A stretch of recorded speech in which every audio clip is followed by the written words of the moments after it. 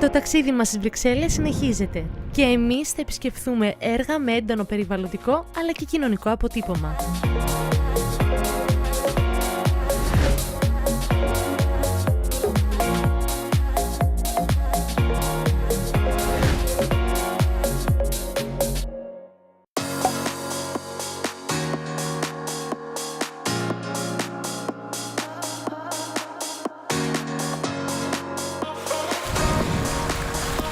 Πρώτη μας στάση, το Πανεπιστήμιο Vrije, όπου μαθητές, οικογένειες και άτομα με ειδικές ανάγκες έχουν την ευκαιρία να απολαμβάνουν την κολύμβησή τους σε ανακαινισμένες, πλήρως βιώσιμες και ενεργειακά αποδοτικές κολυμβητικές εγκαταστάσεις.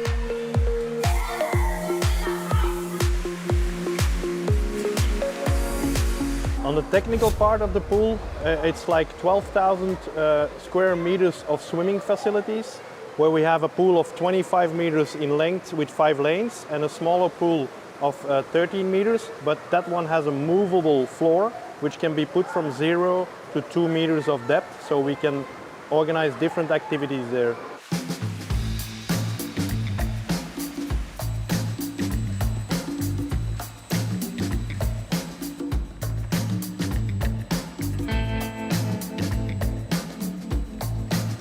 Υπολογίζεται ότι κάθε χρόνο 130.000 κολυμβητές χρησιμοποιούν τις πισίνες για ψυχαγωγικά αλλά και θεραπευτικά προγράμματα. We have like 50,000 individual swimmers who come and swim a year swimming lanes in a comfortable way during hours specific for them. We have like 28 schools using our pool. We have 10 swim schools which use the pool after school hours, and we have 9 clubs in the pool as well, with a very diverse type of swimming activities. So it's not always swimming. We have underwater hockey, we have synchro swimming, we have scuba diving.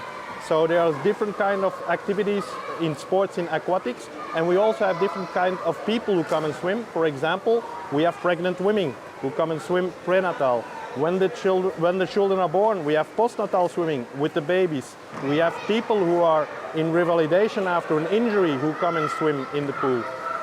We have naturalists, people who come and swim naked. We have specific other groups that come. So it's a very, in a big city like Brussels with a big mix of population, you can see that reflected in the use of our pool as well.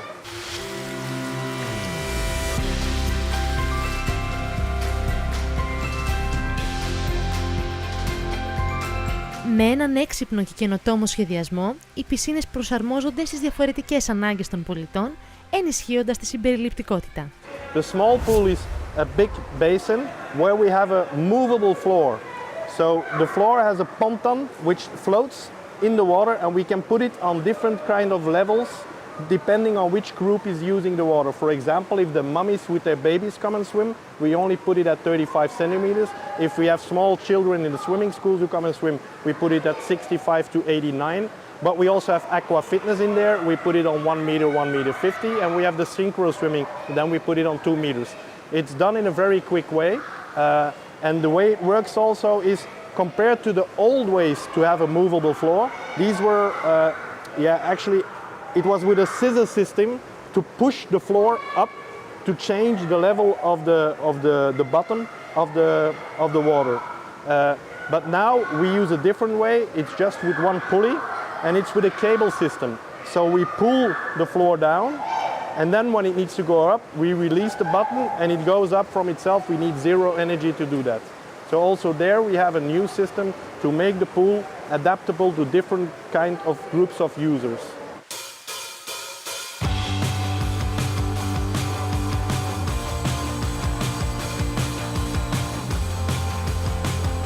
So what are the main characteristics of this sustainable building?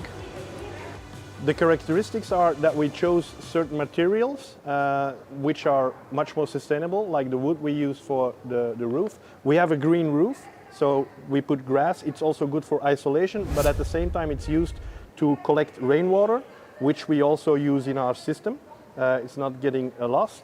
We have the heating of the air, which is done by cogeneration. So it's also the most sustainable way with fossil gas to create energy, but it's the most efficient way, supposed to the experts, what the experts tell us. And that's the way we heat up the air. We're gonna extract the air, but when we extract the air, we're gonna take the heat out of it and give it back to the air that we pull in to refresh the air in the building. We have LED lighting, also an investment in using less energy to light up the building. We have in the water, we use ultrafiltration next to the classic sand filtering and pre-filtering system, and also ultraviolet is being used to kill the little bacteria in the water in the circuit of the cleaning of the water. And the most important investment is the combination of the salt electrolytes. So we don't use any classic chemicals anymore. We really use NaCl, classic salt like you have at home. And we have a system to split it up.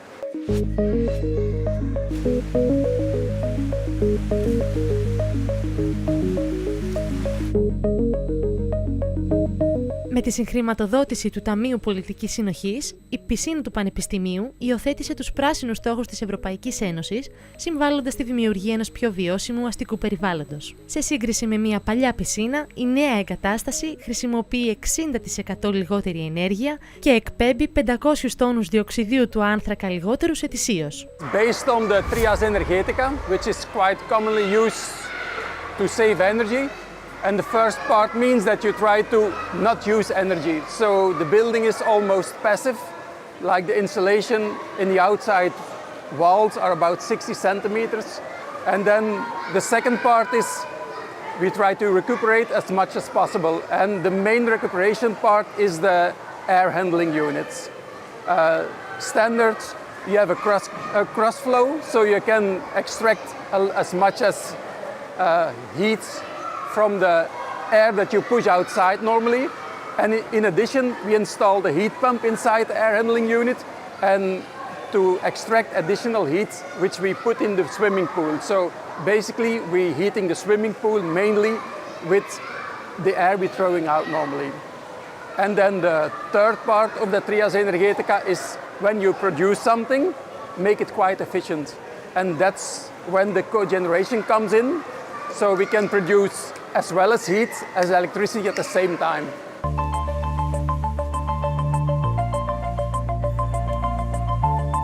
Πέραν της ενεργειακής απόδοσης, οι πισίνες καταναλώνουν 70% λιγότερο νερό από τη μέση δημόσια πισίνα. The biggest gain is that we use less water than classic swimming pools. So we have 1 million liter of water in the two basins, and we're going to keep it circulating as long as possible. We try to recuperate as much of the water as possible, and for that one we have installed a UFRO unit, that's an ultrafiltration reverse osmosis. And normally when you have a swimming pool, you have filters to clean the water. It's like the standard filter you have in a swimming pool at home. It's a sand filter. It goes through and you throw it away. Instead of throwing it away into the sewer, we collect it and we put it over the UFRO unit. And in this way we can recuperate about 70% of that water.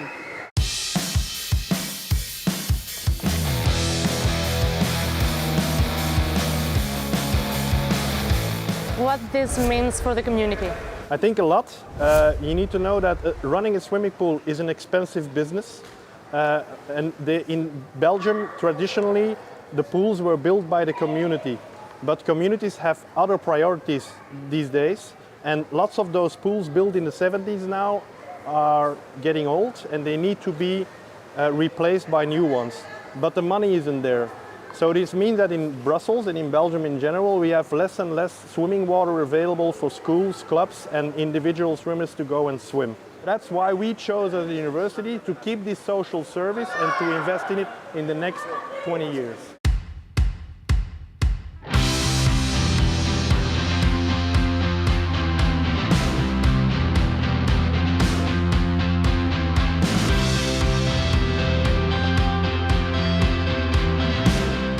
Η πισίνα έχει ένα τελείως διαφορετικό στοιχείο, αυτό του νερού. Ναι. Υπήρχε ένας πολύ όμορφος τρόπος προς τη διαχείριση του νερού. Το πώς υπάρχει μια συνεχόμενη ροή στο χώρο στην πισίνα που στην ουσία δεν πετάσουν νερό. από στον κύριο χρόνο της πισίνας. Τότε ανακυκλώνεται συνεχόμενα, υπάρχει μια κυκλική ροή της θερμοκρασίας κλπ. Και μέσα από τη διαδρομή που περάσαμε σήμερα και τον τρόπο που είδαμε πώς λειτουργά όλο το σύστημα, μου έχει μείνει μια εικόνα που θα χρησιμοποιήσω στον τελικό μου σχεδιασμό. Και πώς το βλέπεις τώρα, τι σκέφτεσαι για το έργο σου? Σκέφτομαι ότι έχω κρατήσει πολύ έντονα τους ανθρώπους με τους οποίους συναντηθήκαμε, ο τρόπος με τον οποίο ο καθένας ξεχωριστά προσπαθούσε να μας εξηγήσει το αντικείμενο του και τη δραστηριότητα του στο χώρο του. Τα σχήματα, οι σχηματισμοί που είδαμε στους χώρους, είχαμε από λαβύριθο σε τριγωνομετρίες κλπ. Που σίγουρα θα το αξιοποιήσω στο τελικό μου σχέδιο για να συνδέσω όλο αυτό το στοιχείο μου. Και είχαμε και χρώματα πολλά, έντονα και διαφορετικά. Ναι, έχουμε φτάσει και σχεδόν στην τελική παλέτα του σχεδίου.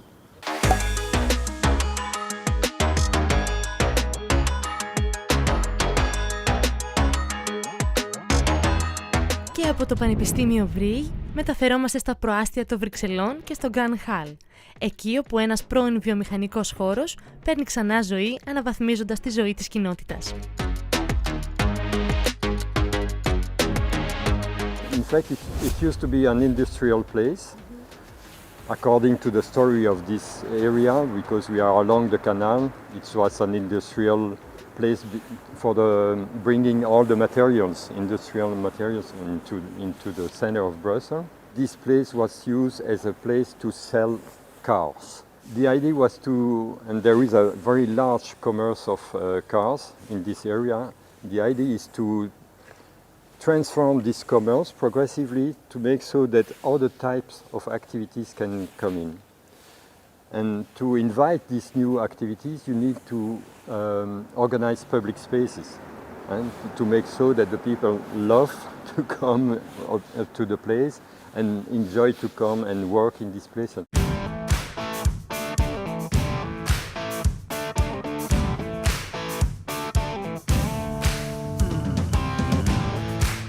Μετά από μια μακρά διαδικασία 8 ετών, το Grand Halle μεταμορφώθηκε σε ένα δημόσιο χώρο εκπαίδευσης, ψυχαγωγίας και κοινωνικής συνοχής.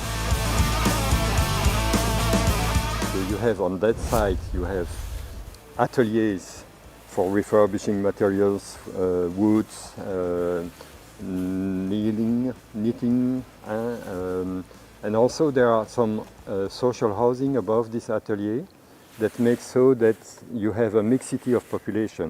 You have large families, small studios, children, old people, and so we try to mix these people together to make sure that there are different type of population.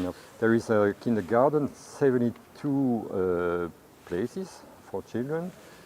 It's quite a large one for this area, so it makes so also that the people around from further than the local area can come into this kindergarten. There will be also a school of circus that will be opened into the space so that there can be sports and circus activities into the space. And you see the idea is to try to bring different activities to stimulate other ideas.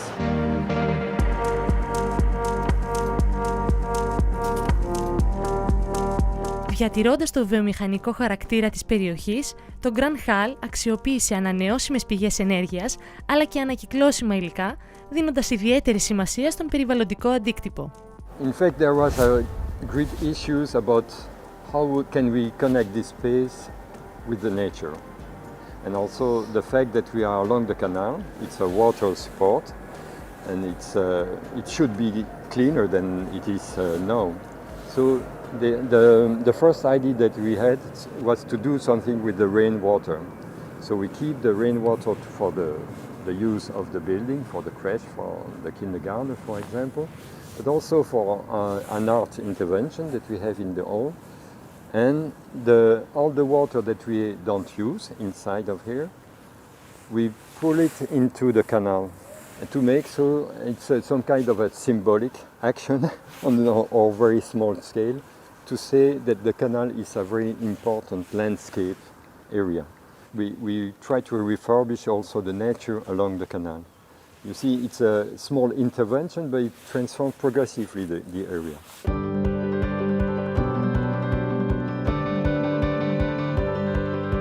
Η μεταμόρφωση ενός γκαράζ αυτοκινήτων σε έναν κοινωνικό πολυχώρο φιλοδοξεί να λειτουργήσει ως αναβάθμιση της ευρύτερης περιοχής, βελτιώνοντας αισθητά τη ζωή των πολιτών. And the idea is to make so that it's some kind of acupuncture type of action into the city, so that when you make an action, it can create results around. For example, the building around, on the back there, it's a building that is used also for the car commerce. But the guy understood that if he transforms the upper floors into housing, he will receive a lot better budget and economical result than the cars. So you see, there will be a result, some kind of a result of this transformation of a public space into housing by the private, and that's quite interesting. That's the politic of Brussels, is to make an action on a place so that by the public authorities, so that the private people around have ideas of transforming their own activities.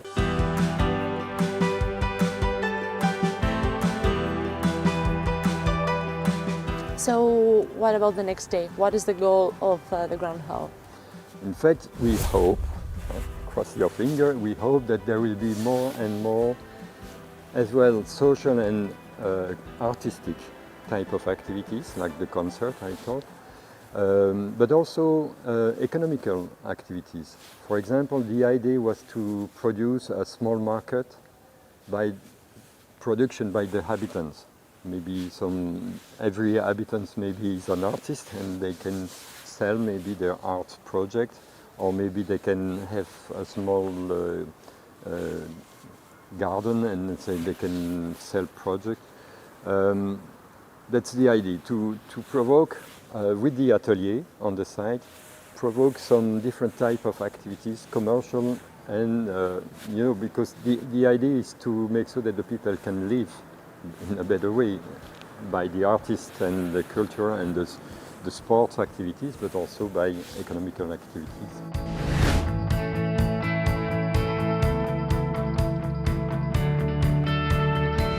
Ο έντονος κοινωνικός και περιβαλλοντικός χαρακτήρας του έργου άνοιξε τον δρόμο της ευρωπαϊκής χρηματοδότησής του. In which way European Union supported this project? The total funding was 1.8, but a part of it was related to the soil pollution, because we are in an industrial territory. So the soil was unfortunately polluted, and that was a cost increasing, which was bad news for the project. So we decided to give more money, to more grants to the municipality to develop its project. The reason of the project is the community link, and we also support the kindergarten, which is just next to here. So it was important for us to have a good view, a good understanding of what is the purpose of the project, the link between the inhabitants, the link between different places in the neighborhood.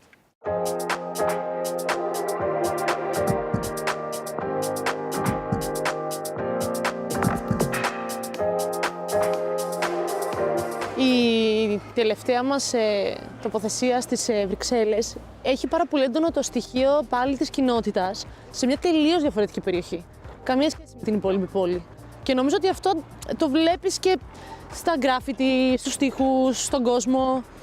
Ναι, βασικά βλέπουμε και πάλι το στοιχείο της βοήθειας προς την κοινότητα σε μια υποβαθμισμένη περιοχή, που οι άνθρωποι θέλουν με το project τους να βοηθήσουν την κοινότητα να έχει κάτι πιο δημιουργικό, πιο διαφορετικό μες στην καθημερινότητα τους.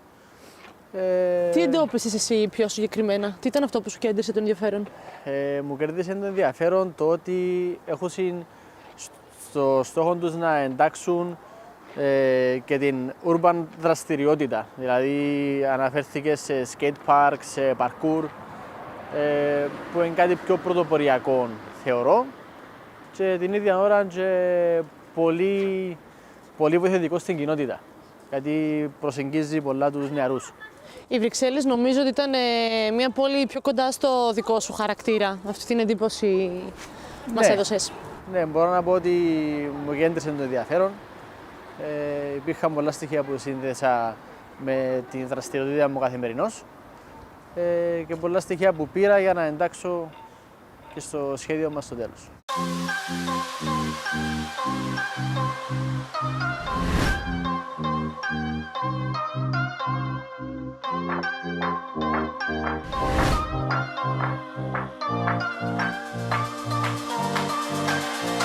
Ένας οργανισμός κοινωνικής επιχειρηματικότητας.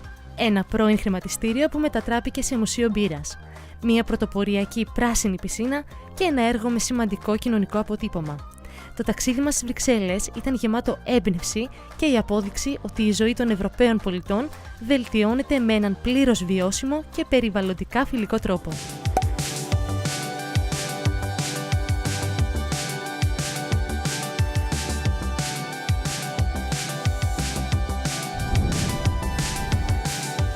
Επιστρέφοντας στην Κύπρο, ο Χριστός έχει ήδη ξεκινήσει τις προετοιμασίες του για τη δημιουργία του γκράφιτι που πλέον θα κοσμεί την καρδιά της πρωτεύουσας.